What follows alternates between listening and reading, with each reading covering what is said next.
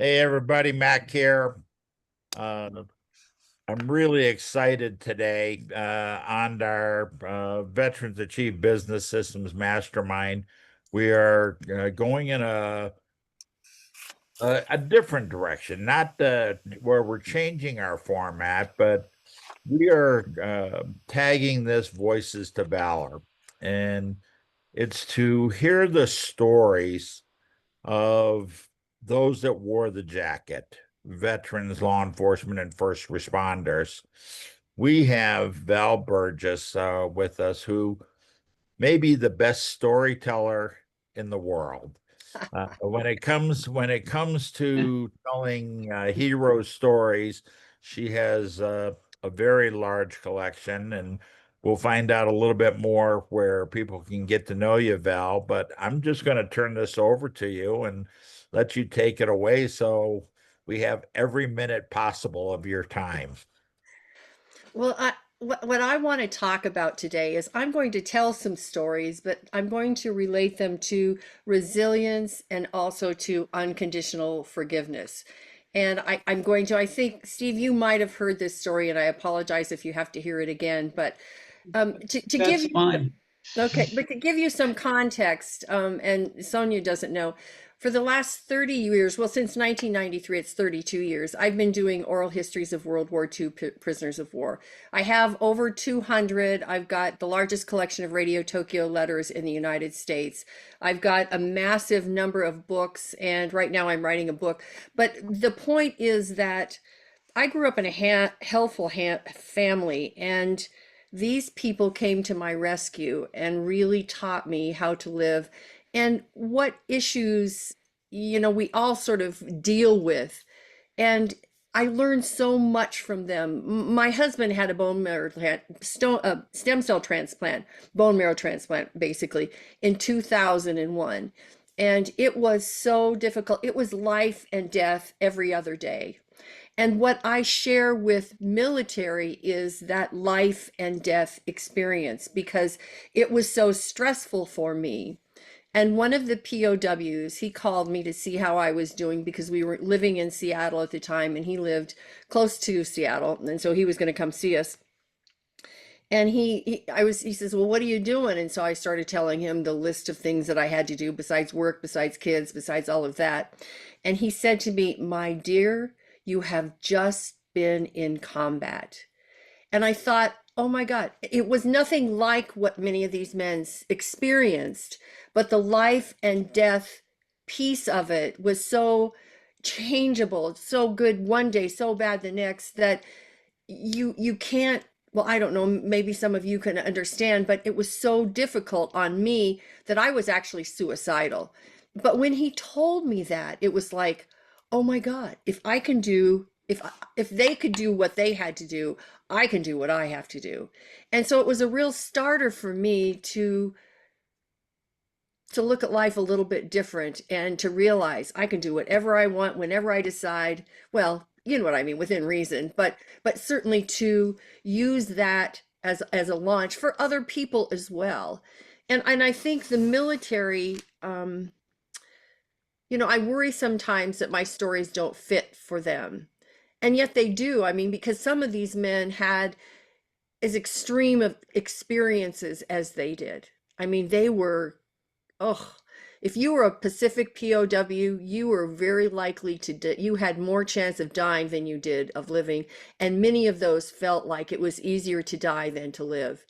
I, there was one man that I met, and it was so funny because I met him, I met him after my niece's wedding and the party, and I went to his house. It was dark outside, and he comes with his cane and he's bent over and he walks up the the sidewalk, and we go into his house and we start doing his oral history. And he kept looking, I kept looking at him, and he kept looking younger and younger and younger. And it was like, what's going on? And all of a sudden he jumped out of his chair and ran down the hall to get something to show me because it was a water bottle, a metal water bottle that he had gotten because the man died, and he had engraved on it, and he wanted me to see the words that were on that. And it was just so funny that from being bent over in a cane walking up the stairs to jumping out of his chair and running down the hallway, there was something about that experience that was important to him, important enough that he forgot that he was older, I guess. And it was really remarkable. So he said to me, he said he was actually he was in at Clark Field when the attack on the Philippines occurred. And it was not very long. He was also a Bataan death marcher. But he was a lucky Bataan death marcher because he lost his shoes. Somebody stole them and he couldn't find them. And two of the guys that were in his unit helped him look for it. All the POWs were gone. And so the Japanese would come get them, but they thought they would kill them because they were killing lots of people those days. And they didn't. They drove up with a truck with some officers, some American officers in it, and they loaded those three guys up and they drove them all the way up until they got on the trains, and that was horrible as well. But when they were, after they were walked, they were taken to Camp O'Donnell. And he said to me that it was like a big field with barbed wire around it. And there were men lying on the ground with feces running out of their legs. They were so sick. And he didn't want to get sick, so he went up across the top of everybody, and he went as close as he could get to the side and stuck his legs out and got as close as he could to be out of there so he was away from all of those who were ill. He was really smart about those sorts of things. And so he was at O'Donnell, then he was at Cabanatuan, then he went on a hell ship all the way to Niigata, Japan, and he was working on the docks, and they were freezing and they were cold. But he had gone to school to learn about how to make things easier. Right? That's not the way you say it, but you know how he could help them make it easier. And they were taking pig iron and taking it out of coolies' carts and putting it in. Or putting it on the ground and then putting it in a rail cart. And so he talked to one of them, and it was a woman, and talked her into letting him just take it out of the cart into the rail car. And what happened is they were more successful. They got more done. And the men who were on that same route, they wanted to do the same. And that made the guards very happy because the more they produced, the better off they were. So they got them extra soup, they got them beans to put in their mess, is their kitchen, so that they could feed themselves. And so they were all in better shape.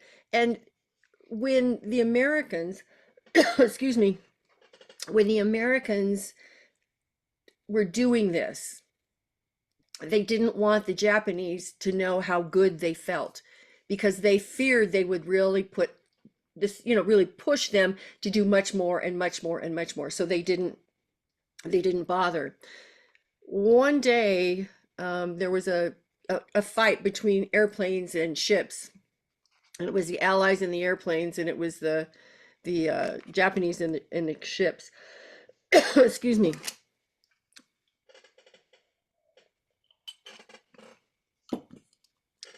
It was over with, and a few days later, they were told that they didn't have to work that day because the war was over with. They couldn't believe it. And the Allies started dropping 55-gallon drums to them with food and medicines and clothing.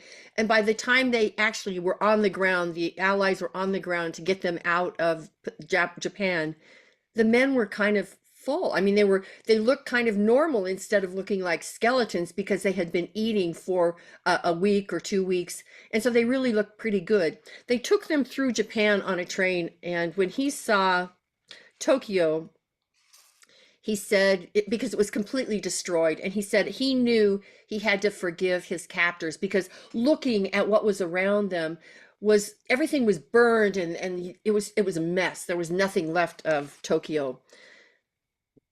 He said that day he decided to do that he would unconditionally forgive the Japanese. And he said, there's a way you do it. Number one, you have to turn it over to a higher power. He was a Christian, and so he said Jesus, which is fine. But you still, if you don't believe, then you have to do a higher power, whatever that is for you. Secondly, you need to tell your story, and not all the gory details, but you have to become very comfortable with it, because if you're comfortable with the your story, you can see different perspectives. You can change how you feel about things and realize that possibly it's a good thing to forgive. And when you do forgive unconditionally, you are really free. Um, my mother and my brother, it's a long story. Needless to say, my brother had $2 million when my mother died, and none of the rest of us, the other two of us, got nothing.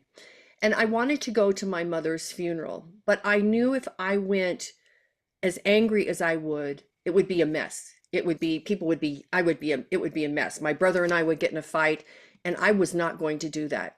I might not have even gotten to go to my mother's funeral if that had happened.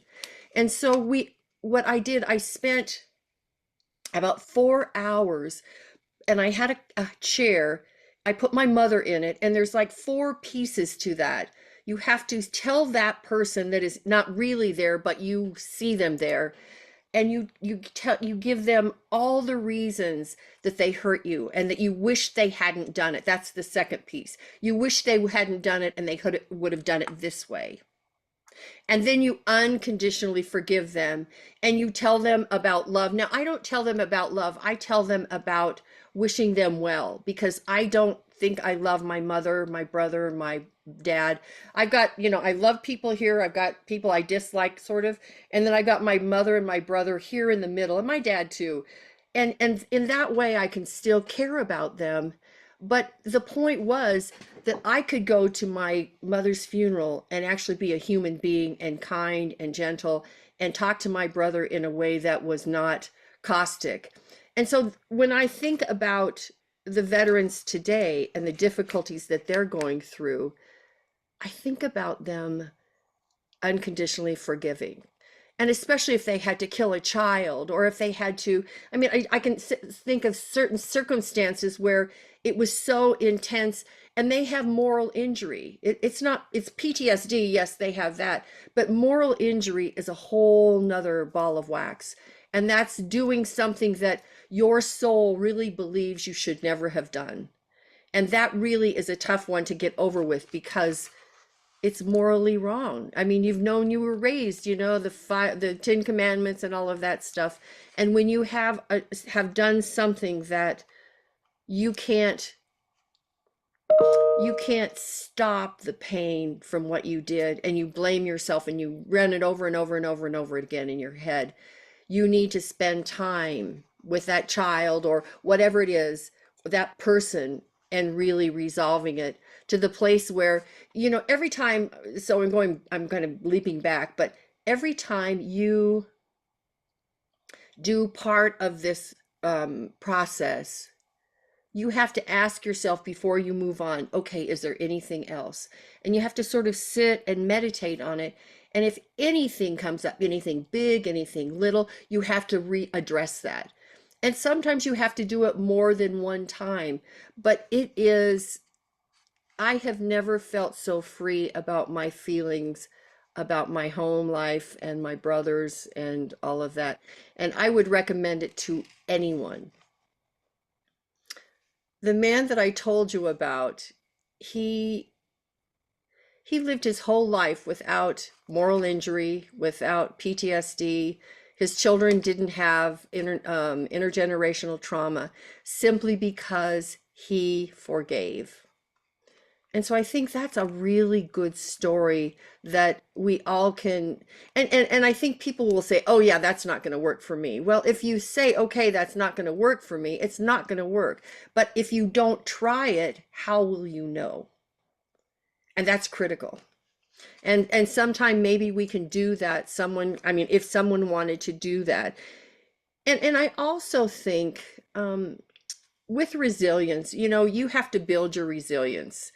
And it's connecting with people is the number one thing that you have to do. Because if you don't connect with other people every day, like Mac, you got it made. You connect with someone every day, and that builds your resilience without talking to people. It's not talking to your family, it's really talking to someone else. And you're looking for people who support you, who will stand with you in tough times, and really just be that person that you can talk to and feel open with. And that's the first thing that you have to do to be resilient. The second is that you have to adapt. You know, life is full of difficulties, and we will never get over that. I mean, we will never have a life free of that. And people who get one like that, I want to meet them. I don't believe it. But so you have to you change your plan, not your purpose, when you are trying to adapt to things. And there's so many ways that you can do it. You know, when you look at things in a different way, an unpredictable way, you see them differently. And that's the third thing, which is connect. No, that is not right. Reflect. Reflection is when you pause and process, and sort of adapt and pause and process go together, because when you adapt, or excuse me, reflect, you really look at multiple pieces. If you sit and write something down that you are bothered with, or something that you need to resolve, if you sit down with it and spend time even just resting and thinking about it, you'll probably see it a little bit different. I know when I write down things, I see them differently. And people go, it's, you know, some people just don't, I didn't want to take the time, but when you do, you see amazing changes in your life. The fourth one is that you need to act. And by acting, you take your problem, whether it's whatever it is, and you make small pieces of it. Because if you have something like a veteran's experience maybe in Afghanistan, and take that whole thing and you're going to try and resolve it, you'll never get there. It's too much for you to to figure out in one sitting, or maybe even hundreds of sittings. But taking a piece of it, maybe the hardest piece or maybe the easiest piece, and resolving that, and then looking for another piece and resolving that, is really, really important. And then this is something that we all need to do regardless, is to care for your own body. And by that, I mean, you've got to sleep, you've got to eat well, you've got to exercise, and you've got to rest. And when I say rest, it's rest your mind and your body. And it's almost meditation, really, because if you do truly rest, you will be much, much happier, much, much better for that. The men that I have interviewed, we sent out 2,000 letters to American POWs from the Great Escape prison camp, which the movie The Great Escape was based after. And a number of the men from the Great Escape camp, a number of the POWs were in there making sure that it was authentic. And do you remember, Hogan's Heroes? Well, that was based also on the prison camp. Now, this was a funny one, but a lot of the things that they did were real. I mean, very, very, very real. I want to show you, I've got to leave for just 1 second. I'll be right back. I've got to show you something, and I'll tell you another story that is, it's just incredible.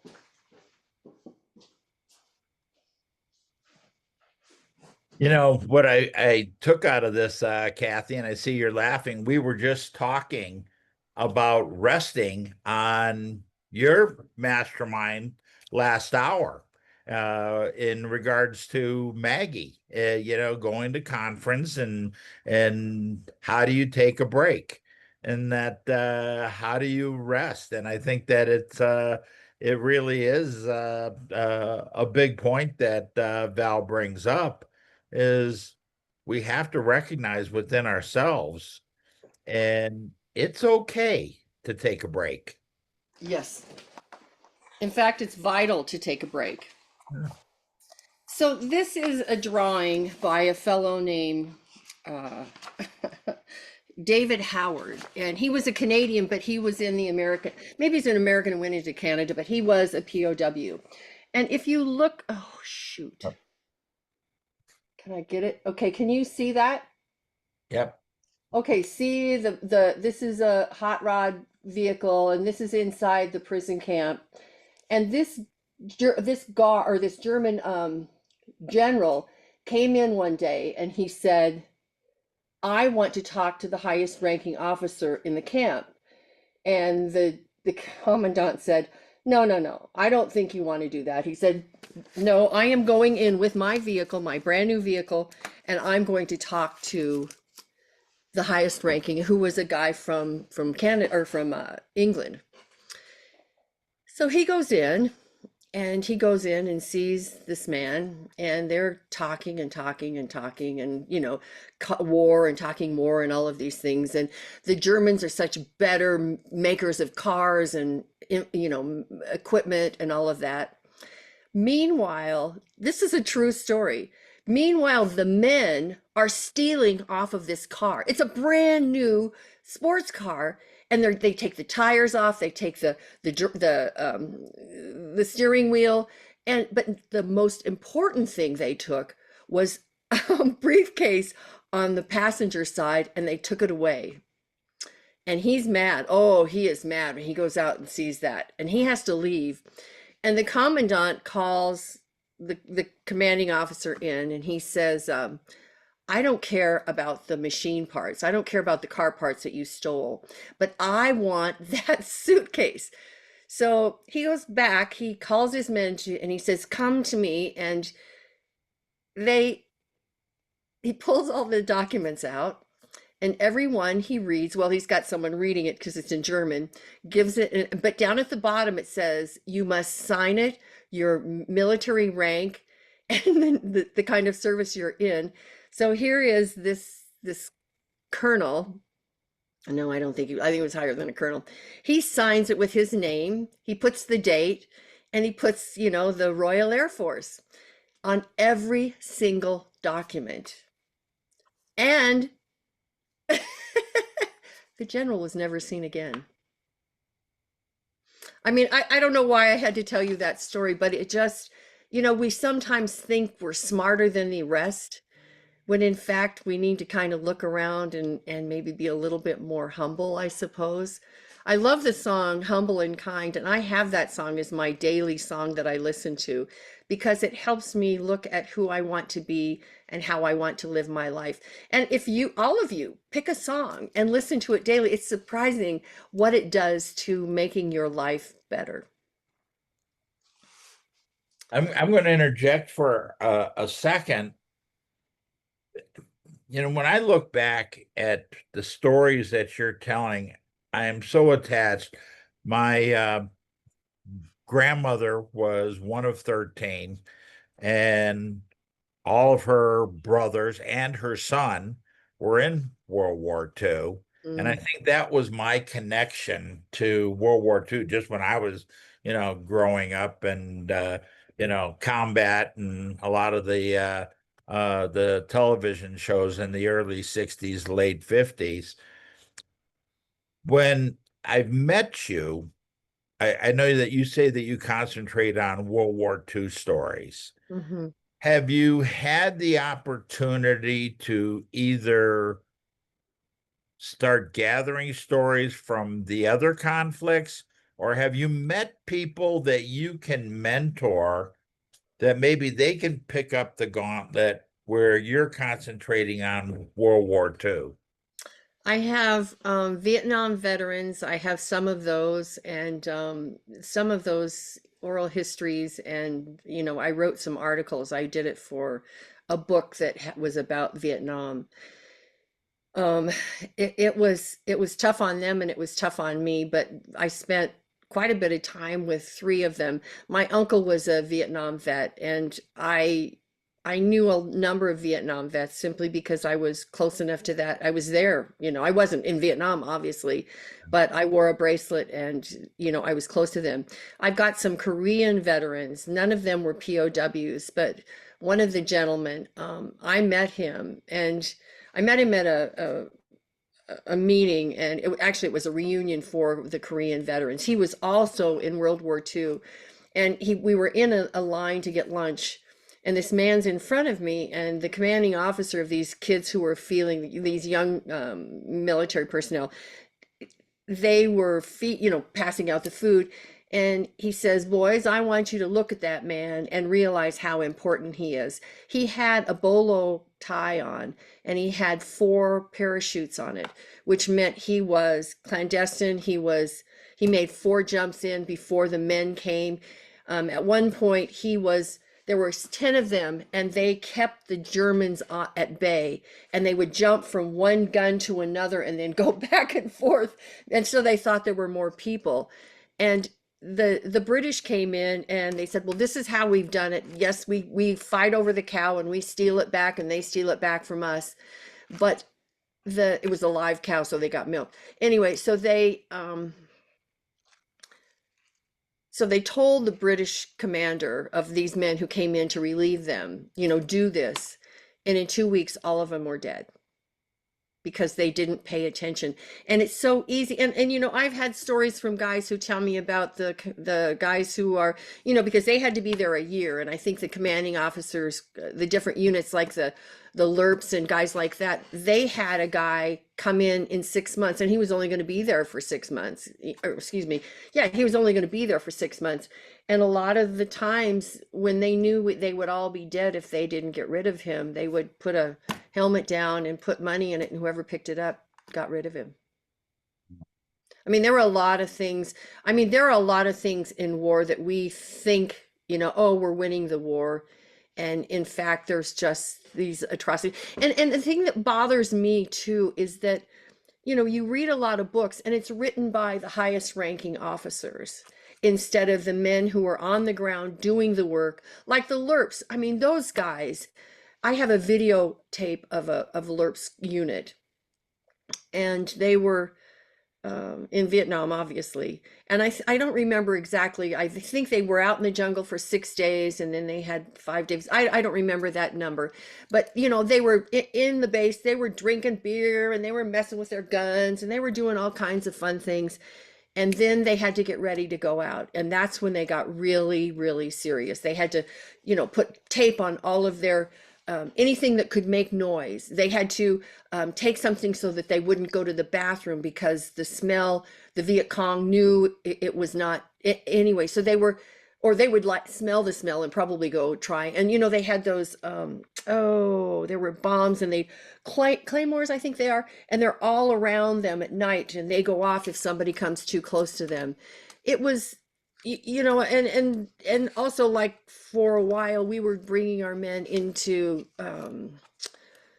Hawaii, and one guy said his job was they would make a circle around these men because our government decided that saying I killed 3 guys, or whatever, they wanted proof of kill. So they had to carry these bodies of these dead people to the helicopter that was going to take them out of the jungle. And it was insane. They had to take ears off of people, so they had necklaces with ears. And when they got to Hawaii, the guards would make them strip. They'd take all of that away from them, and then they come home and people are spitting on them and baby killing them, and they have no idea what they've been through. And I think one of the things that we do that is a real travesty is that we say to our soldiers in the airport, or if we see them, and we say, thank you for your service. I think it's so hollow, and it sounds, I mean, it's really the only thing we can say. But, I think one of them want to say, F you, you have no idea where I've been and what I've had to do. And right now, they can't tell you what they did. I mean, they can after a certain amount of time, but a lot of it is clandestine. It's not clandestine, but it's certainly not spoken of. And I think that's a big problem. In polite society, you won't tell the stories, and that. Having been in during Vietnam, I think that at least thank you for your service is better than what the men and women during the 50s, 60s, and early 70s had to deal with. I got into more than one fight, because people could say stuff. Um, I'm, I'm so interested in this, and we just don't have enough time. I would love to have you back and go into more of the stories. Are you familiar with, I don't know if you can see this, Veterans Life magazine? No, I've not seen that before. When I see you, I will give you, I have the editor as a friend. Um, but it might be something that you can share some of your stories um, with. I know that you mentioned to me that you were doing speaking, or you had something down at the World War II Museum. That's the is that the one in New Orleans? Right. Yeah. I, Oh, I haven't spoken there. I've spoken in California. I've spoken in Arizona, or no, Utah, Arizona.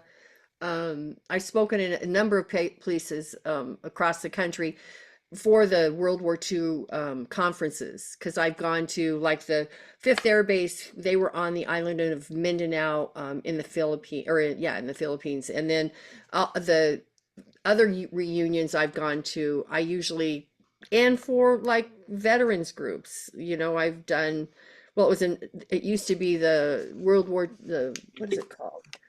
Um, there were POWs specifically, and they had their own units in every veterans hospital. Um, I have to tell you this story. A man by the name of Marshall Draper, he was the first American airman shot down over Europe. He was flying with the British, and they were in an A-20, and I never knew anyone that flew in an A-20 but him. They were trying to take out a German base in the Netherlands, and so they're coming in very low, and he looks out of the front, the plexiglass front of it, and he sees this German who's got an ACAC, 88, and he's going to fire it at him, and he watches him as he blows up the A-20 aircraft. When Marshall wakes up, he's on the floor of the ocean, right next to the Netherlands. And he thought he was dead, and then he realized he was in the water, so he pushes himself up and he crawls out and he sits down on this sandy little beach. And there's all these people that are lined up, um, lots of Germans and everybody else, and no one's coming to help him. And he'd broken his neck, and his clothes were shattered because he'd gone through the plexiglass front. And so he sits there and he just kind of gets his composure, and he gets up and he's kind of wobbling, and finally he gets close and they pull him up. He's just walked through a minefield. And then he's in the hospital for months and months and months, and finally ends up at Stalag Luft 3. And to make matters worse, every holiday of his getting shot down, which was July 4th, 1942, the commanding officer, Colonel Clark, would bring him um, the the German uh, cross with pieces of sausage attached to it. And he said, I was so damn mad when I got that every year. He says, but I did like the sausage. It was all right. a part of it. But he Living became the, but he became a code writer, and he literally saved people, because every person that came into the prison camp, they interrogated them to find out what was going on, and the pilots jumping out of the front hatch were getting their parachute harness caught on a hook, and it yeah. was killing them. And so he wrote 3 letters to his quasi girlfriend, and then when the guys were coming in and no one was getting killed that way, they knew that they had solved the problem. And really, at that point, the British taught us all about how to talk to our men, how to keep in touch with them, how to get them guns, how to get them cameras with film, how to get them tubes for their radios that they listen to every night. I mean, it was amazing. It just, and The Great Escape, for those of you who've seen it, what they did is really what they did. They did. It was incredible. And it was the show, if you see the movie, The Great Escape, none of them were Americans. They were all British, all Commonwealth, from Kiwis to, well, I shouldn't say that, from those from anyway, from Australia, from all over, even India. So it's pretty interesting that how good the British were to the Americans and how they really helped them with being able to talk to their POWs and figure things out. And then when the war was over with, they destroyed everything, and then Korea happens, You know, and they couldn't talk to their POWs. It was a mess. It was terrible. Yeah. it's I don't know how anybody can say thank you enough. Hmm. Um, but I think that you are touching on the answer to that by sharing the stories. If there's somebody that you know, unfortunately, um, just about all the people that fought during World Yeah. War II have passed, but if their children or their grandchildren know the stories, how would they get in touch with you? Well, they can look at my website, which is Wars Voices, WARSVOICES.com. And I have a couple stories on that. I've got a guy who he saw the first actions at Pearl Harbor. And then I've got, I think it's Jack Kapmeyer, and he was with in the second Schweinfurt mission, and they lost 60 planes. They lost 600 men that day. Now, not all of them were killed, and some of them did escape and got back to their bases, but a number of them were in prison camp for a long time. And the officers during World War II, they had it much better than, say, the sergeants who were gunners and radio operators and that sort of thing. And those men were forced marched throughout Europe, and you never hear those stories, but we believe there was about 100,000 Allied POWs walking across Europe. The men who were at Stalag Luft 4, they walked 82 days and 400 to 600 miles, and it was the coldest winter on record. They took them out of their camp in February. In January, they took the Stalag Luft 3 POWs out, but in February, they took the guys out of Stalag Luft 4. And they were laying down and dying. They were starving. They were eating. One man said he was eating bark and leaves just to fill something in his gut. And they put them in barns, and they got fleas all over them, and say things like, those little bastards were all over me, and some of them, I laughed and I cried, and I just felt like I hope I walked alongside of them. There's stories now I'm writing about, and that's really important to me. I think it's very important um, to hear the actual story, and that and with a smile on my face, I think of you as the tribal elder telling the stories before the written word was there. Only you have the written word, Mhm.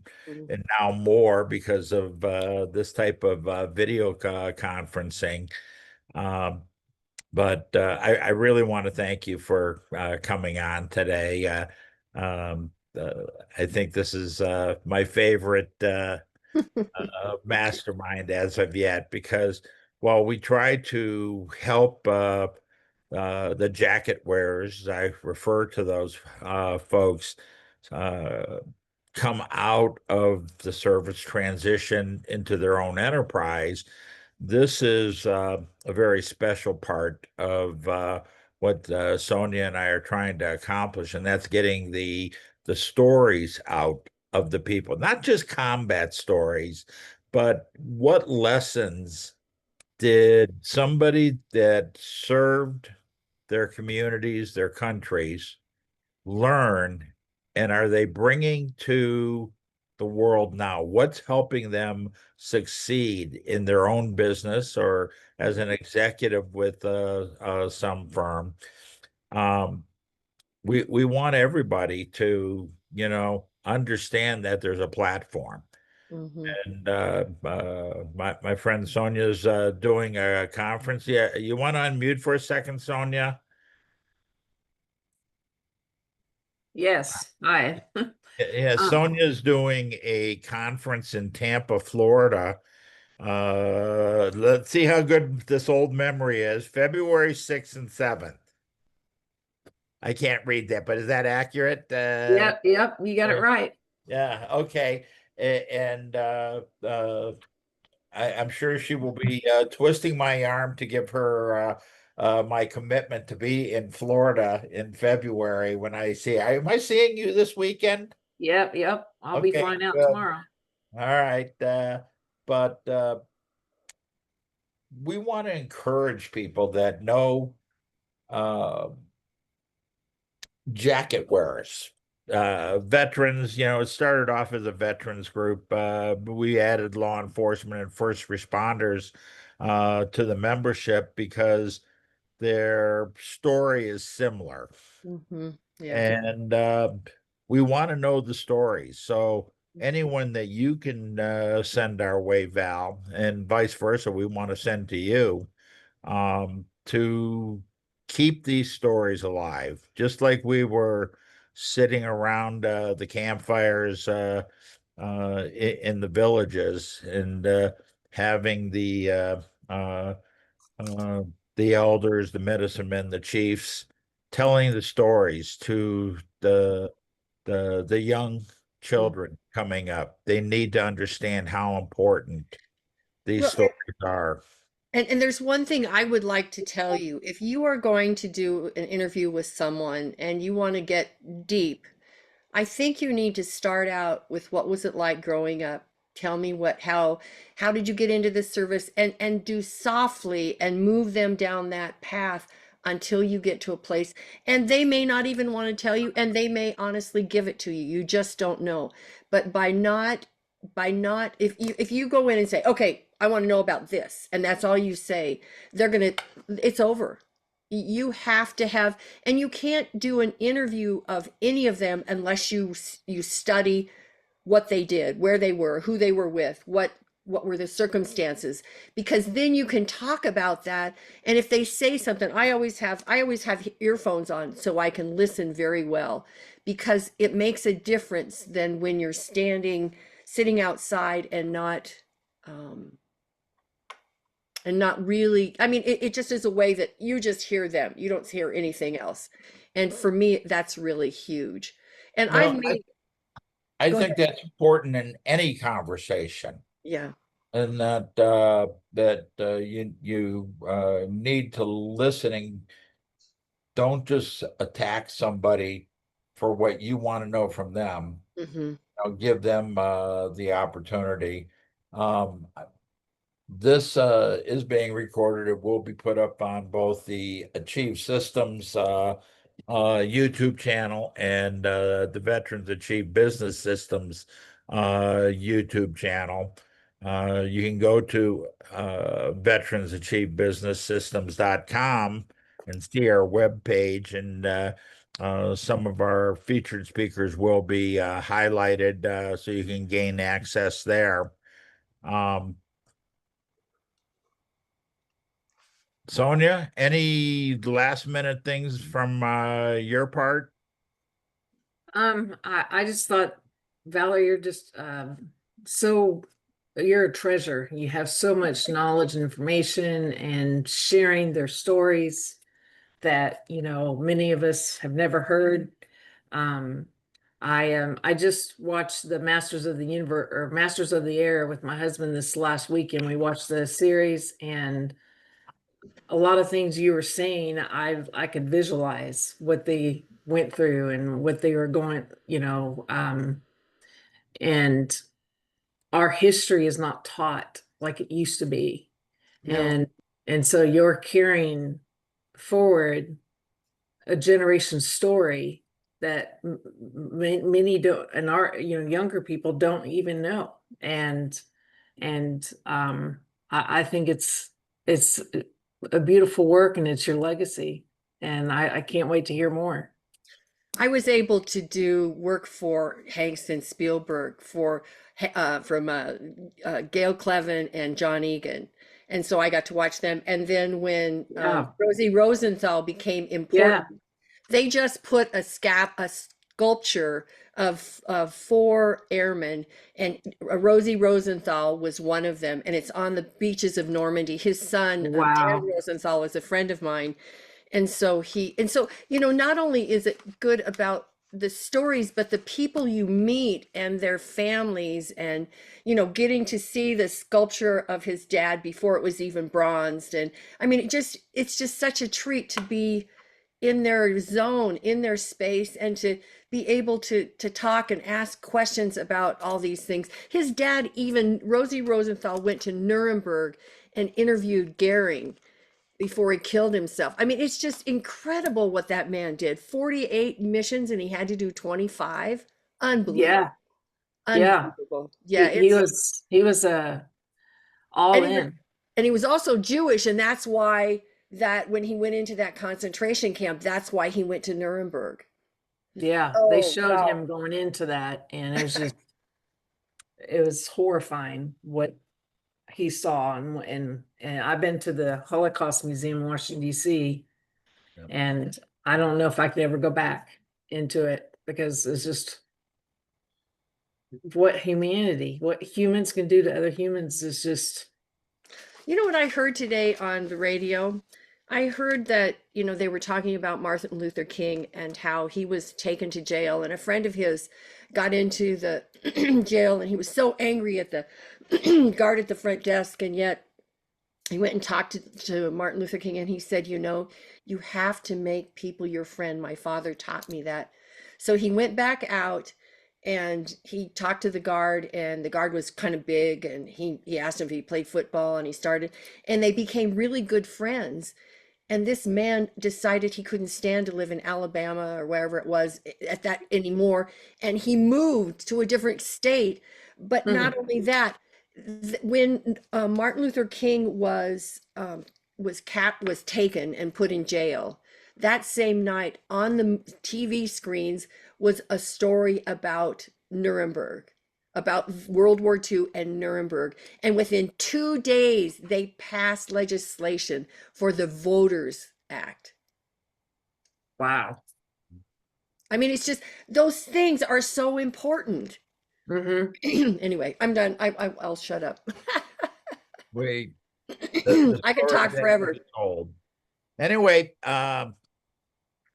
I look forward to seeing everybody attending the conference. Steve, hopefully you're getting a flavor of what we do.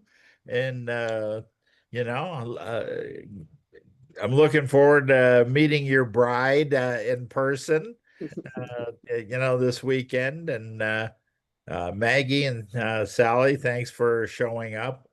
Val, again, thank you. When are you coming down? I'll be down on Thursday. Okay. Okay. Yeah, Well, I'll be. hopefully we'll get some personal time to Yeah, that would be sit and great. talk and see how we can do more for the veterans group through your stories and what Sonia's doing with her Hmm. course and everything that we're trying to accomplish. I'm going to stop the recording.